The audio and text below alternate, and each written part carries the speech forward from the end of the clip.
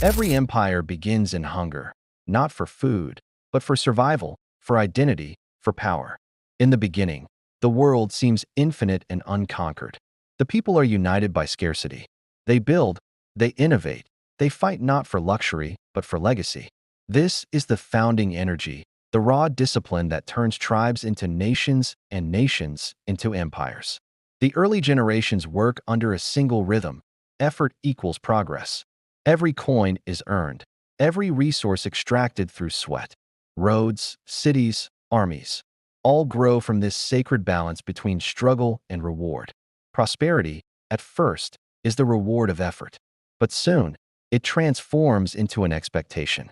As wealth multiplies, values begin to mutate. The children of the builders inherit abundance, but not the discipline that created it. Comfort replaces courage. Entertainment replaces education.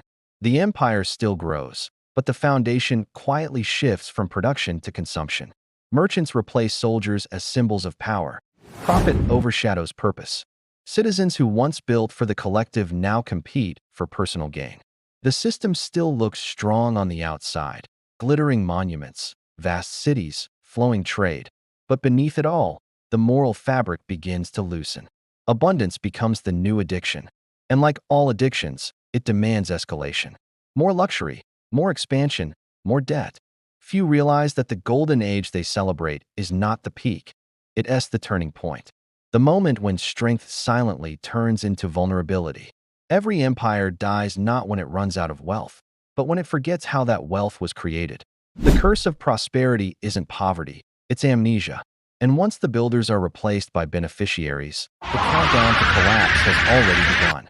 Once the empire tastes prosperity, it begins to crave endless expansion.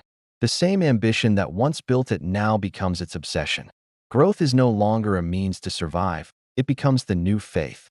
Every ruler, every economist, every merchant begins to chant the same mantra: more. Markets expand, borders stretch, and wealth floods in from distant lands. Armies march not to protect, but to conquer. The empire's symbol shifts, from the plow to the coin, from the sword to the contract. Trade becomes the battlefield, and debt becomes the new weapon.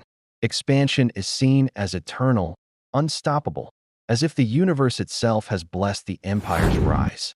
But beneath this glittering illusion, cracks begin to form. Every new conquest demands resources: soldiers, silver, and faith. The more territory the empire gains, the harder it becomes to hold. Bureaucracy grows like a parasite, feeding off productivity. To maintain the illusion of progress, leaders begin to manipulate numbers, rewrite narratives, and inflate the value of their currency, not realizing they are diluting the very soul of their system.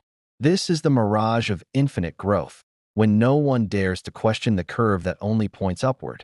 Citizens are told that expansion equals prosperity, that stagnation equals death.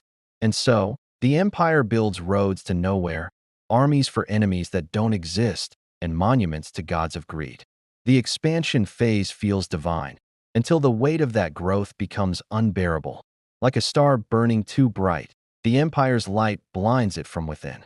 Every empire that ever fell, from Rome to Britain to the modern financial powers, first lost itself in the illusion that growth could last forever. At first, debt seems like a miracle, a divine invention that allows the empire to stretch time itself. It lets the powerful borrow from the future to fund the present. Roads, wars, luxuries, and promises, all paid for with tomorrow's labor. The empire convinces its people that debt is prosperity, that credit is trust, and that borrowing equals strength. But beneath that golden illusion lies the seed of decay. As the empire's appetite for expansion grows, so does its dependence on borrowed wealth. Kings, senators, and bankers all learn the same trick: spend what doesn't exist and call it progress. The empire's currency is no longer backed by gold, but by faith. Faith that tomorrow will always pay for today. Slowly, that faith turns fragile. Interest begins to rise, and every coin in circulation becomes a promise chained to someone else's debt.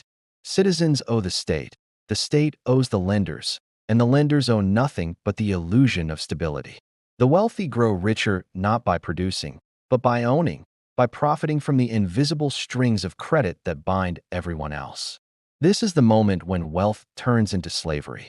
Debt ceases to be an economic tool and becomes a system of control. The empire that once conquered with armies now rules with ledgers. Citizens become numbers, and numbers become gods. History whispers this same story again and again, from ancient Rome's tax debt crises to the global financial systems of the modern world. Every empire falls not when its soldiers lose, but when its citizens stop believing in the value of its promises. Debt, once a bridge to growth, becomes the noose that silently tightens around the empire's own neck. Every empire believes it is eternal, right until the very second it isn't. The fall never starts with fire or invasion. It begins silently, invisibly, with a single crack in confidence. The currency that once seemed divine suddenly feels fragile.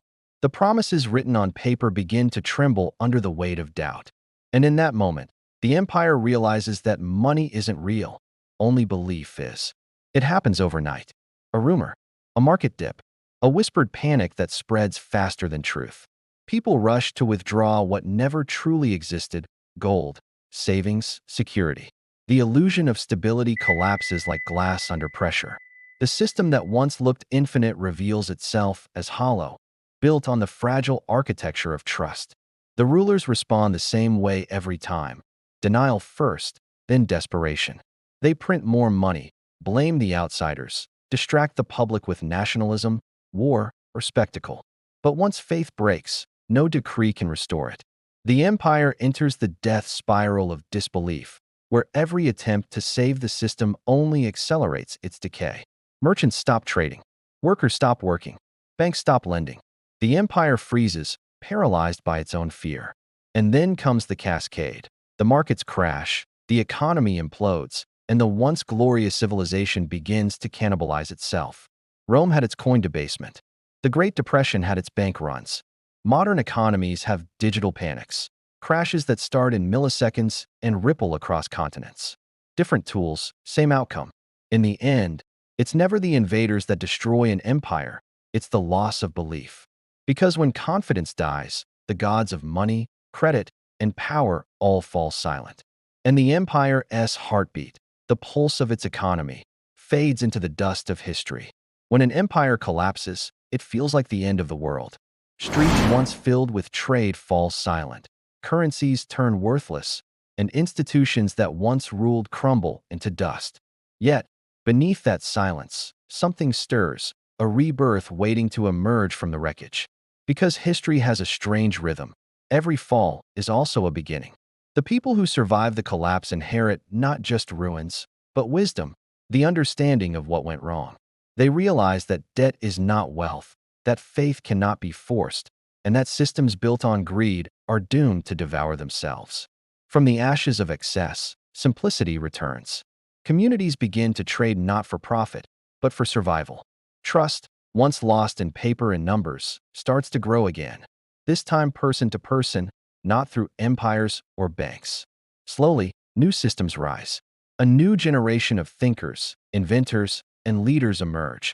Those who see the flaws of the old world and dream of something fairer, stronger, more humane. They rewrite the rules, not knowing that even their system, too, will one day repeat the cycle.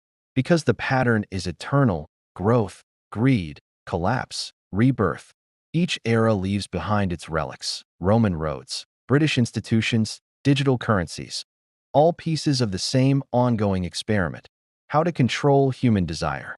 The next empire doesn't conquer with armies or gold, but with data, algorithms, and ideas. Collapse, then, is not death, it's metamorphosis. The empire doesn't truly die. It evolves into something new. And in that transformation lies the most haunting truth of all. Every civilization believes it's different, until it realizes it's merely the chapter in the infinite cycle of rise and ruin.